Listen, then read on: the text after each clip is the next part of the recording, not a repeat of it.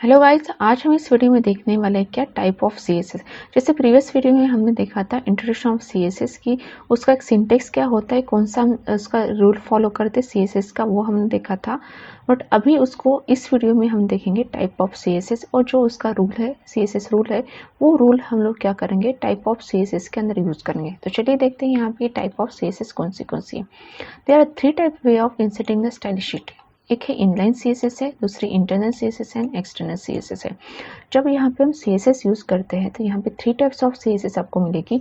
First यहाँ पे क्या इनलाइन सीएसएस है, सेकंड इंटरनल सीएसएस है, एंड थर्ड यहाँ पे क्या एक्सटर्नल सीएसएस है। तो अभी हम देखते हैं वन बाय वन सीएसएस के तीनों सीएस में क्या डिफरेंस है और कौन सी सीएसएस मुझे यहाँ पे यूज करना है। तो जैसे कि हम लोग क्या करते हैं, जस्ट एक पैराग्राफ लेते हैं, तो जिसके लिए मैं सीएसएस टेक्स्ट ओपन करती हूँ, तो वहां से मैं कुछ कंटेंट को कॉपी करती हूँ। देखिए what is inline CSS and inline style can be use if a unique style.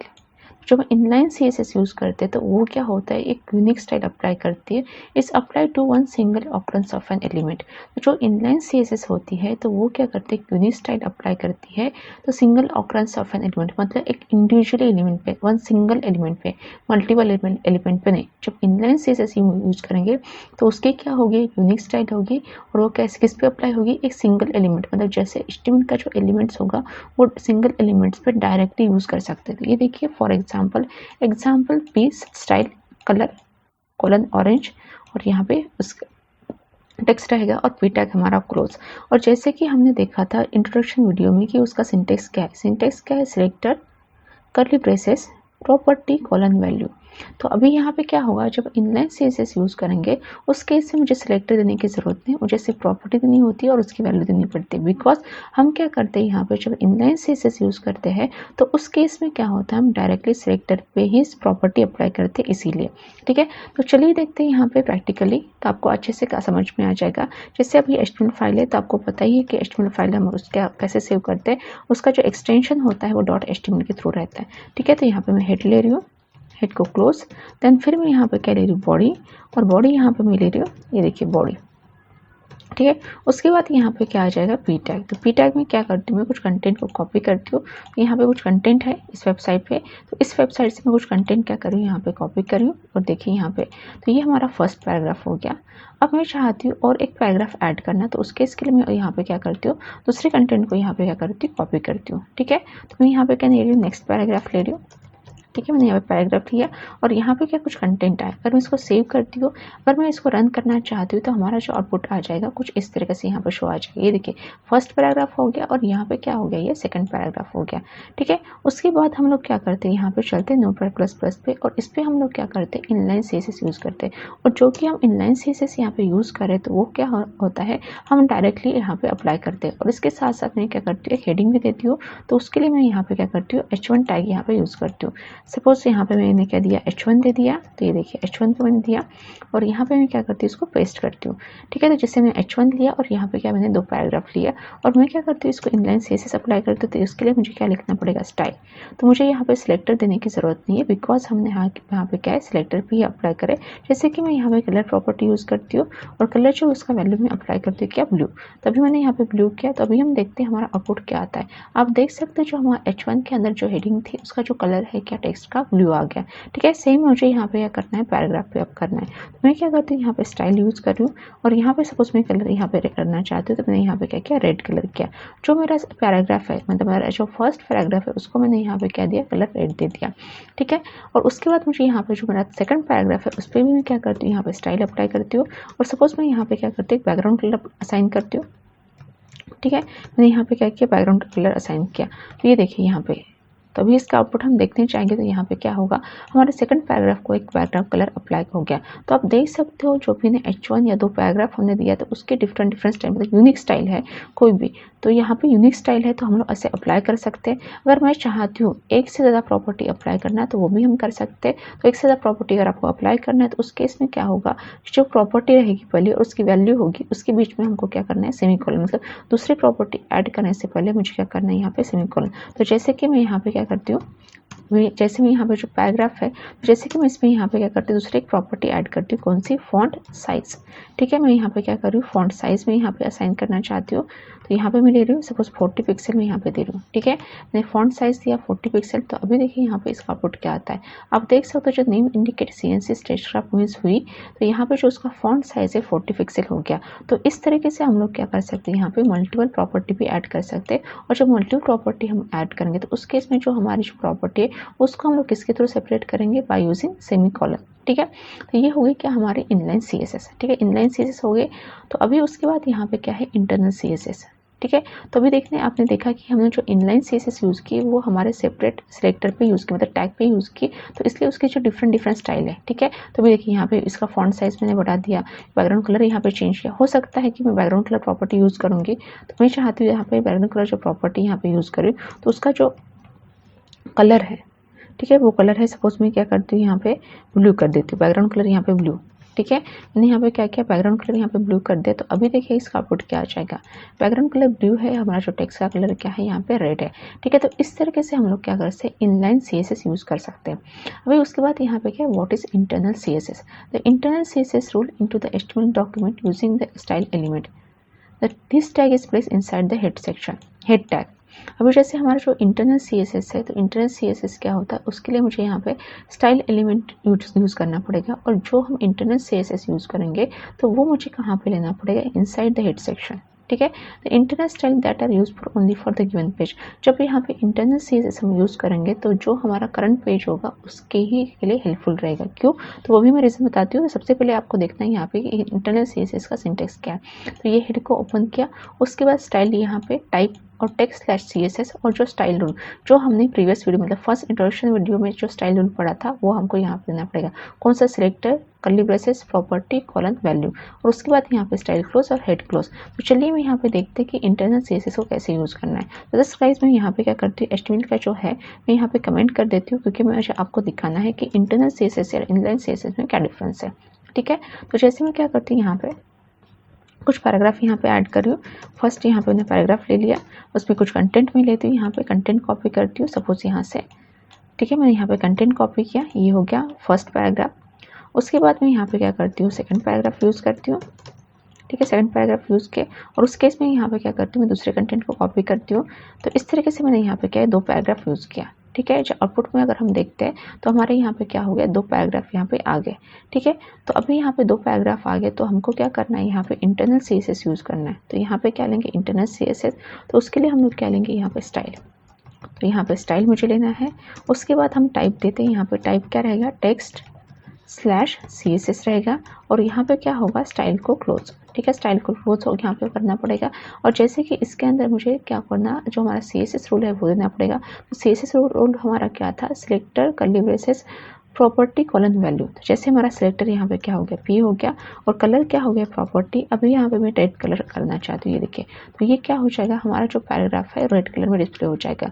अभी देखिए यहाँ पे क्या प्रॉब्लम क्या हुआ कि हमारा जो भी दोनों पैराग्राफ है वो रेड कलर में डिस्प्ले हो गया। ठीक है, रेड कलर में डिस्प्ले हो गया, जबकि हमने जब इनलाइन CSS यूज़ की थी तो हमारा जो फर्स्ट पैराग्राफ उसका कलर रेड, और इवन मैंने बैकग्राउंड कलर भी यूज़ किया था ब्लू, और यहाँ पे येलो। मतलब यहाँ पे जब मैंने इनलाइन CSS यूज़ की थी तो उस केस में हम लोग क्या कर सकते, जो यहाँ पे डिफरेंट पैराग्राफ है उसको डिफरेंट पैराग्राफ को मैं डिफरेंट बैकग्राउंड कलर भी अप्लाई कर सकती, डिफरेंट कलर भी यूज़ कर सकती थी। क्यों, क्योंकि जो हमने जो इनलाइन CSS यूज़ कर रहे थे तो वो डायरेक्टली हम लोग वही टैग पे यूज़ कर रहे थे। बट जब हम यहाँ पे इंटरनल CSS यूज़ करते तो उस केस में क्या होता है, ये कॉमन हो जाता है। तो इसीलिए यहाँ पे क्या होगा, जितने भी पैराग्राफ होंगे आपके पूरे पेज पे, मतलब जो करंट पेज पे, वो पूरे पैराग्राफ को कौन सा कलर अप्लाई हो जाएगा, रेड कलर। अगर आपको यहाँ पे एक्स्ट्रा प्रॉपर्टी ऐड करनी है तो वो भी आप कर सकते हो।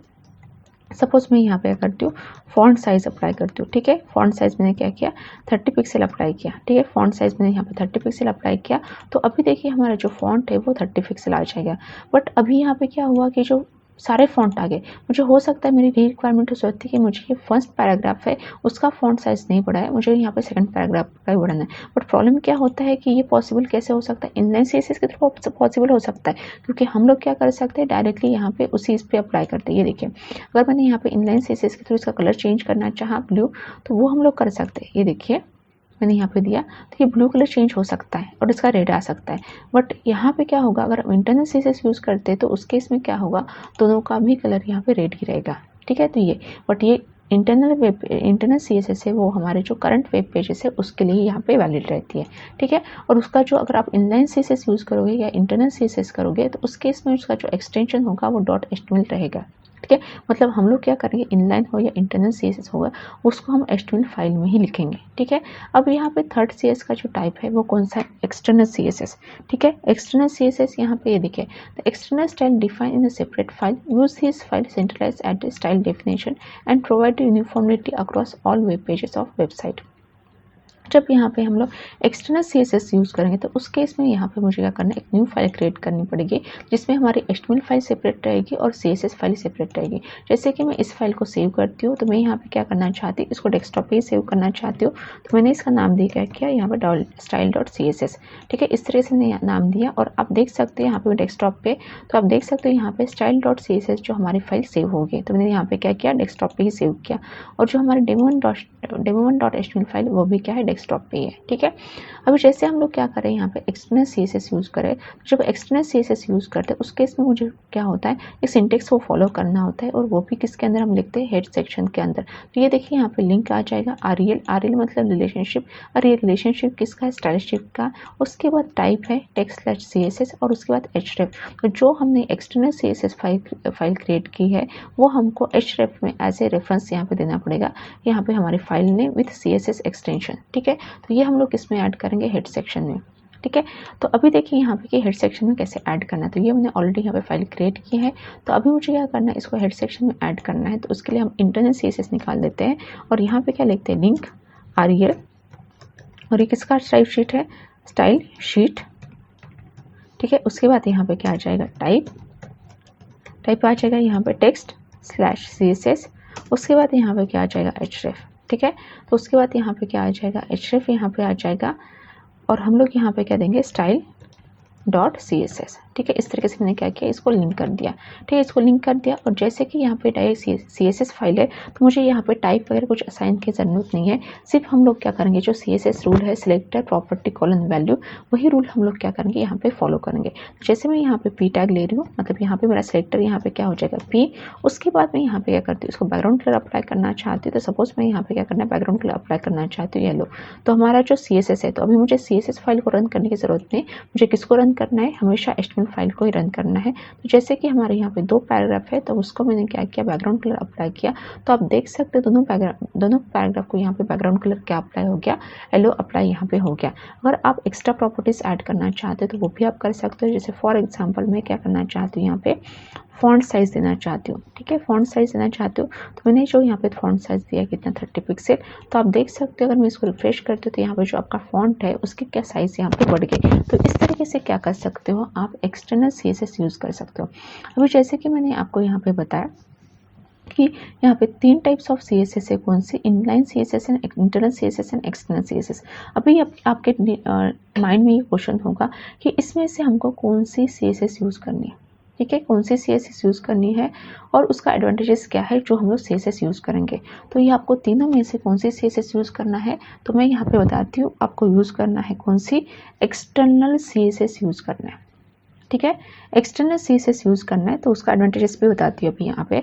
तो फर्स्ट हमने जब इनलाइन CSS यूज़ की तो इनलाइन CSS हमने क्या यूज़ की, यहाँ पे हम सेपरेटली हमारे जो टैग था उस पर यूज़ की। ये देखिए, अगर हम लोग यहाँ पे इनलाइन CSS यूज़ करें तो हम लोग ने क्या किया यहाँ पे, तो जो हमारा सेपरेट टैग था उस पर ही डायरेक्टली हमने अप्लाई किया। ठीक है, अभी यहाँ पे जब भी हम कोई वेब पेजेस बनाएंगे तो उस केस में क्या होगा कि मेरे वेब पेजेस में मल्टीपल हेडिंग हो सकती है, मल्टीपल पैराग्राफ हो सकता है, मल्टीपल इमेजेस हो सकती है। तो अगर मैं यहाँ पे मल्टीपल एक सिंगल एलिमेंट्स को जाके मैं CSS अप्लाई करूँगी तो उस केस में क्या होगा कि मेरी साइज़ भी यहाँ पे काफ़ी बढ़ेगी। और अभी आपको भी पता है कि जब हम वेबसाइट बनाते हैं तो वेबसाइट क्या होता है, कलेक्शन ऑफ वेब पेजेस होते हैं। तो अगर मैं उस इतने वेब पेजेस में जाके अगर मैं इनलाइन CSS यूज़ करती हूँ तो काफ़ी मेरा टाइम कंज्यूमिंग भी रहेगा। और उसमें केस में क्या होगा कि अगर मुझे अगर इनलाइन सीएसएस यूज़ करते हो तो एक जगह जाके चेंज करना, एक मतलब मुझे को थोड़ा सा भी चेंज करना होगा तो मुझे जितने भी वेब पेजेस होंगे उसमें यहाँ पे इंडिविजुअली जाना पड़ेगा और इनलाइन सीएसएस में चेंजेस करना पड़ेगा। ये इसका डिसएडवांटेजेस है किसका, इनलाइन सीएसएस का, ठीक है, क्योंकि ये सिंगल एलिमेंट्स पे यूज़ हो रही है, ठीक है। अब उसके बाद यहाँ पे इंटरनल सीएसएस है। अब इंटरनल सीएसएस का क्या है, यहाँ पे जो इंटरनल सीएसएस हम लोग यूज़ कर रहे हैं तो उस केस में क्या हो रहा है कि वो भी हम लोग यूज़ कर रहे हैं तो वो भी करंट पेजेस के लिए, ये करंट पेजेस के लिए। तो अगर हम इंटरनल सीएसएस यूज़ करेंगे तो यहाँ पे क्या होगा कि हमको हेड सेक्शन में लिखना होता है जैसे इस तरीके से मैं, ठीक है, जस्ट मैं फॉर एग्जांपल यहाँ पे लिख रही हूँ तो हमको क्या होता है यहाँ पे स्टाइल, फिर उसके बाद मुझे क्या पे लिखना होता है टाइप, और यहाँ पे क्या होता है टेक्स्ट/CSS, ठीक है। उसके बाद क्या हो जाएगा यहाँ पे स्टाइल क्लोज, ठीक है, स्टाइल क्लोज हो जाएगा। अब जैसे मुझे क्या करना है यहाँ पे पैराग्राफ पे अप्लाई करना है तो यहाँ पे जो भी कलर प्रॉपर्टी में अप्लाई करना चाहती हूँ, सपोज मैंने यहाँ पे रेड दे दिया, तो अभी क्या होगा कि ये जो हमारे जो पूरे वेब पेजेस में जो जहाँ पे भी पैराग्राफ होगा, पूरे वेब पेजेस मतलब जो हमारा करंट वेब पेज है जिसमें हम वर्क कर रहे हैं और जिसमें हमने क्या किया, इंटरनल सीएसएस लिखी हुई है हेड सेक्शन में, ठीक है।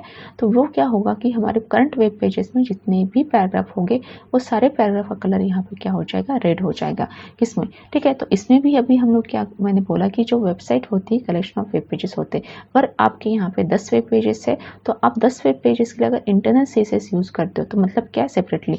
और अभी आपको भी पता है कोई भी हम वेबसाइट यहाँ पे लेते हैं तो उस सेक्शन में क्या होता है कि हमारा जो कुछ पोर्शन होता है जैसे फुटर हुआ, जैसे हेडर हुआ, ये देखिए अभी हेडर किसको कहते हैं वो मैं एक्सप्लेन करती थोड़ा सा। अब जैसे यहाँ पे आपको लोगो दिख रहा है और ये नेविगेशन दिख रहा है तो इसको हम क्या कहते हैं, हेडर पार्ट कहते हैं। उसके बाद यहाँ पे ये कंटेनर आता है, मतलब बॉडी सेक्शन आ जाता है जहाँ पे आप कंटेंट को जो देना है, मेन कंटेंट वो देते हैं। उसके बाद यहाँ पे क्या होता है, आपका एक फुटर पार्ट आता है, मतलब जो चीज़ें यहाँ पे क्या होता है वेबसाइट में काफ़ी कॉमन होती है, जैसे फुटर हुआ, हेडर हुआ, जैसे मेनू हुए, तो ये चीज़ें क्या होती है हर पेजेस पे कॉमन होती है। तो अगर आपको हर पेजेस की आप वेबसाइट लिखते हो, मतलब सीएसएस लिखते हो करंट वेब पेजेस की, तो आप उतना मतलब स्टार्ट टू एंड क्या करोगे, यहाँ पे आप सीएसएस लिखोगे तो उस केस में भी आपका जो वेब पेजेस का है उसका साइज बढ़ सकता है और ये काफ़ी टाइम कंज्यूमिंग हो सकती है। कि जैसे हमने इनलाइन सीएसएस मैंने बताया कि आपको एक जगह चेंज करना है तो आपको हर पेजेस पे जाके चेंजेस करना पड़ेगा। सेम थिंग इंटरनल सीएसएस के साथ भी है। क्यों, क्योंकि हम लोग क्या करेंगे, एचटीएमएल फाइल पे ही लिख रहे हैं, बस उसमें हेड सेक्शन में लिख रहे हैं। तो इसका भी डिसएडवांटेज है कि मुझे ये काफ़ी टाइम कंज्यूमिंग हो रहा है, क्योंकि ये क्या हो रहा है सिर्फ उसमें जो करंट पेज पे वर्क कर रहे हैं तो उस पर ही वो इंटरनल सीएसएस अप्लाई होगी, दूसरे पेज पे नहीं। तो मतलब मुझे दूसरे पेजेस के लिए फिर से लिखना ही पड़ेगा स्टार्ट टू एंड। तो इसीलिए यहाँ पे इसका भी डिसएडवांटेजेस है कि हम लोग इसको सारे पेजेस के लिए यूज़ नहीं कर सकते। अब हमारे जो थर्ड सीएसएस है वो कौन से, एक्सटर्नल सीएसएस है। तो जब हम एक्सटर्नल सीएसएस यूज़ करते हैं तो उस केस में क्या होता है कि हम लोग यहाँ पे सीएसएस फाइल जो है सेपरेट क्रिएट करते हैं जिसका एक्सटेंशन क्या होता है, .css होता है। और उस फाइल को हम लोग क्या करते हैं, जस्ट यहाँ पे क्या करते हैं, अटैच कर देते हैं। ये देखिए ये CSS फाइल है, यहाँ पे क्या किया, ये अटैच कर देते हैं इस तरीके से। तो इसका एडवांटेजेस ये है कि आप ये CSS फाइल सेपरेट होने के कारण आपको जहाँ जहाँ CSS की ज़रूरत होगी उस केस में क्या होगा कि आप इसको अटैच कर सकते हैं। तो जैसे कि मैं क्या करती हूँ, यहाँ पे एक HTML फाइल क्रिएट करती हूँ। तो जैसे मैं इसको यहाँ पे क्या करती हूँ, सेव एज करती हूँ, जैसे डेस्कटॉप में यहाँ पे लेती हूँ। तो मैं क्या करती हूँ, यहाँ पे home.html, तो home.html फाइल में क्या करती हूँ, यहाँ पे क्रिएट करती हूँ। तो यहाँ पे जैसे मैंने लिया HTML, ठीक है, तो यहाँ पे HTML मैंने लिया, ये हो गया। उसके बाद में यहाँ पे क्या करती हूँ, यहाँ पे क्या आ जाएगा, हेड, ठीक है, यहाँ पे क्या आ जाएगा, हेड आ जाएगा। उसके बाद यहाँ पे क्या आ जाएगा, बॉडी, ठीक है, बॉडी यहाँ पे मैंने दिया और बॉडी को यहाँ पे क्या कर रही हूँ, मैं क्लोज कर रही हूँ, ठीक है। बॉडी को मैंने यहाँ पे क्लोज किया और जैसे हमने यहाँ पे जो इनलाइन CSS लिखा है उसको मैं थोड़ा सा डिलीट कर देती हूँ। और यहाँ पे क्या करती हूँ, यहाँ पे भी मैं क्या करती हूँ, सपोज हेडिंग या कुछ पैराग्राफ यहाँ पे देती हूँ, ठीक है, हेडिंग या पैराग्राफ यहाँ पे देती हूँ। सपोज मैंने यहाँ पे ये देखिए, वेलकम टू आवर स्टूडियो, ठीक है, मैंने हेडिंग यहाँ पे दे दी।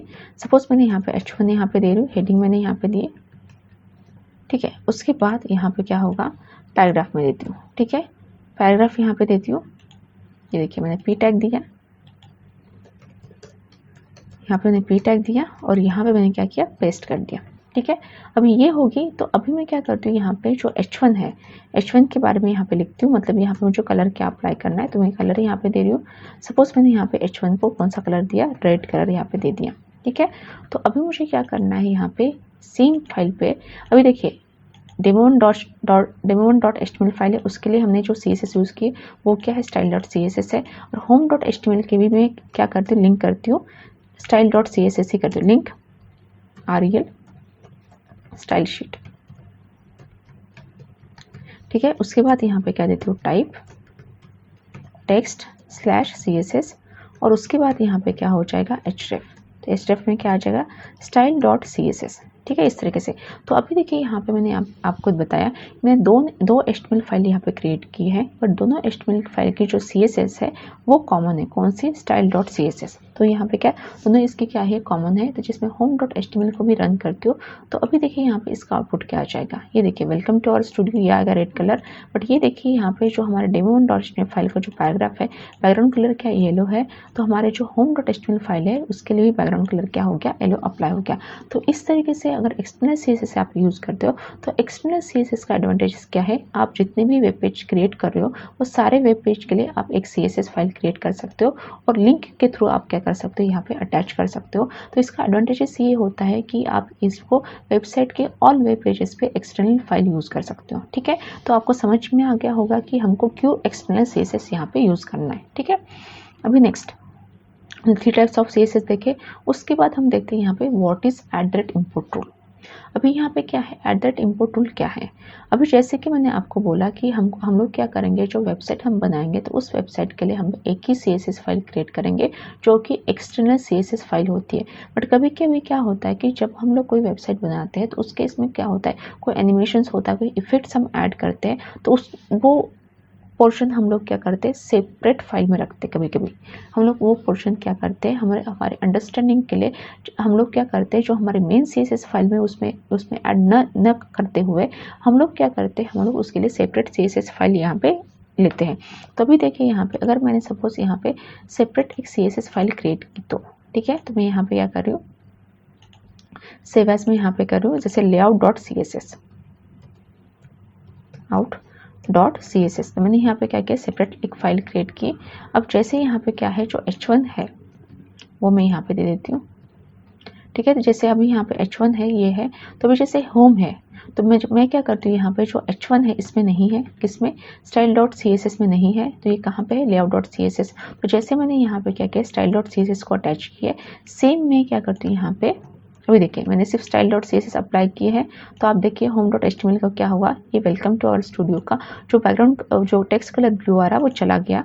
तो अभी मैं क्या करती हूँ जो layout.css है उस फाइल में क्या है मेरा बाकी की प्रॉपर्टी है। ठीक है, जस्ट मैंने फॉर एग्जाम्पल यहाँ पे दिया है, काफ़ी छोटा एग्जाम्पल लिया है, तो छोटे एग्जाम्पल के लिए हम लोग इतनी दो CSS नहीं क्रिएट करते। मैं पहले ही क्लियर कर दूँ, यहाँ पे हम लोग सिंपल एग्जाम्पल है, हम लोग क्या करते हैं यहाँ पे CSS नहीं खेलते। जैसे मुझे लगता है कॉम्प्लेक्स कोड है जैसे एनिमेशन या इफेक्ट्स कोई है तो उस केस के लिए हम लोग क्या करते हैं अलग CSS फाइल क्रिएट करते, नहीं तो मुझे ज़रूरत नहीं है कुछ एक्स्ट्रा CSS फाइल क्रिएट करने की। ठीक है, तो ये देखिए यहाँ पे तो हमने क्या किया यहाँ पे लेआउट, और ये मैंने यहाँ पे दो फाइल यहाँ पे क्रिएट किया, काफ़ी छोटा कोड ऐड किया जस्ट आपको बताने के लिए कि हम @import टूल क्यों यूज़ करते हैं।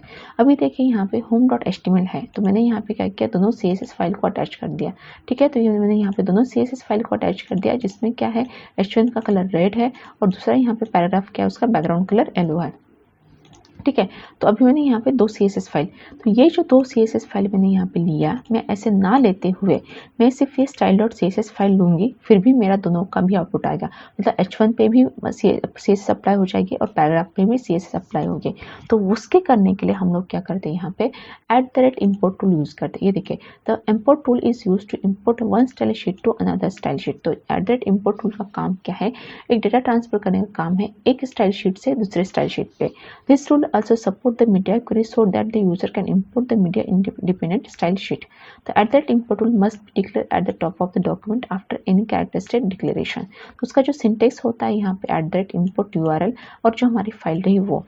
तो अभी मैं क्या करती हूँ जैसे कि मैंने यहाँ पे दो फाइल एक साथ दी है तो मैं यहाँ पे दो फाइल एक साथ ना देते हुए मैं सिर्फ style.css लेती हूँ और style.css के अंदर मैं क्या करती हूँ जो हमारी हमारी जो यहाँ पे layout.css फाइल है उसको मैं इंपोर्ट करती हूँ। यहाँ पे इंपोर्ट करने के लिए @ क्या आ जाएगा इंपोर्ट URL।